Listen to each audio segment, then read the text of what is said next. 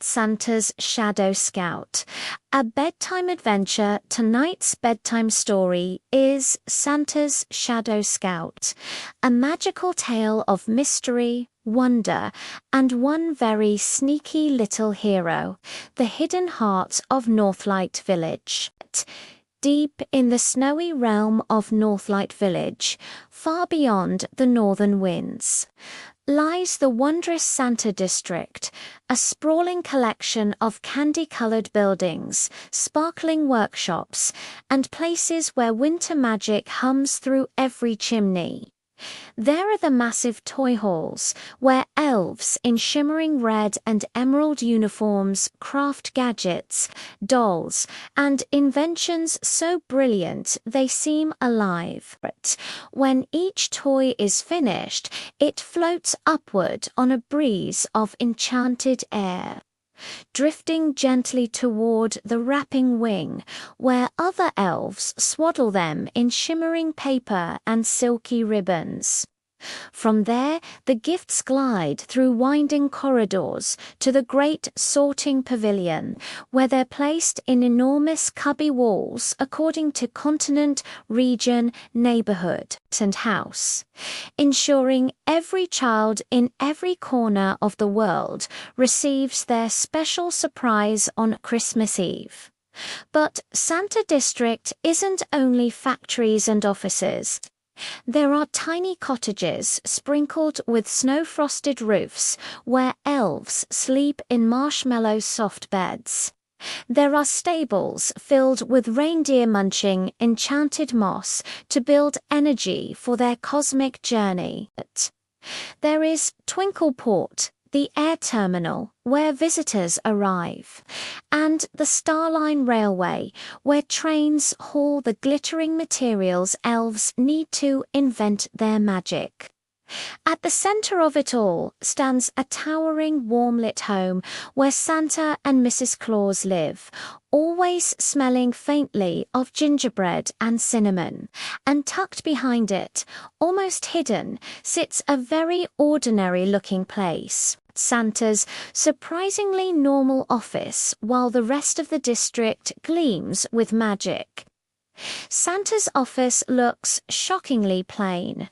Filing cabinets overflow with documents, shelves sag under dusty books and scrolls, and papers are scattered everywhere.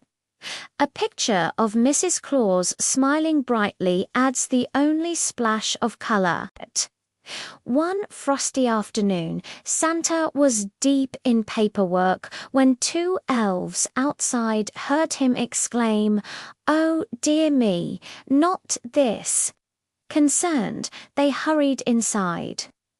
Santa stood behind his cluttered desk, cheeks blushing red with worry. "What's wrong, Santa?" asked one elf with bright lemon-yellow hair. "Are you okay?" asked the other, whose uniform gleamed with tiny golden buttons. Santa sighed. "I've been reviewing the Christmas wish scrolls for every child, but it appears one is missing." "A missing list," gasped the golden button elf. "From who?" "A young boy named Oliver," Santa said, "and no matter how many times I search, it isn't here." He rifled through piles again. Nothing. "We can't allow even one child to be forgotten," Santa said, stroking his beard. "We must learn what Oliver hopes for, but how?" The two elves exchanged a look.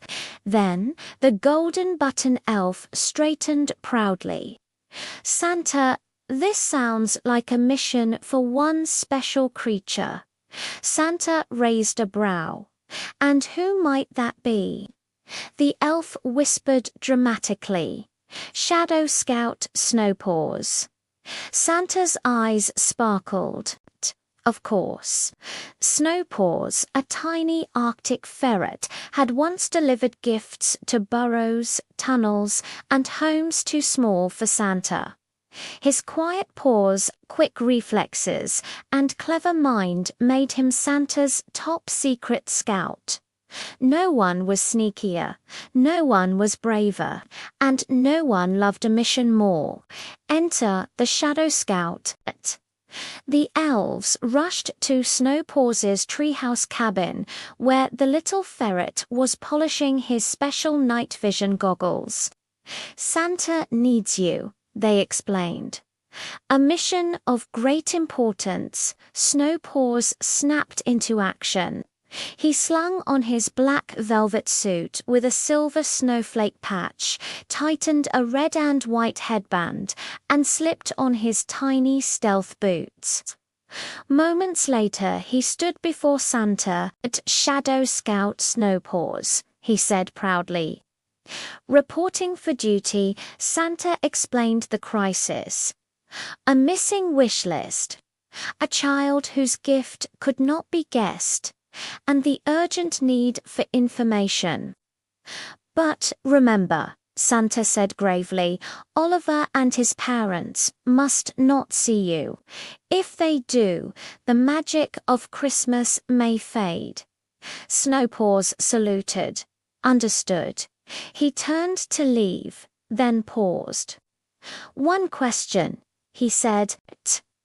"Where does Oliver live?" Santa smiled. "In a quiet cottage on the edge of Moon Hollow Village."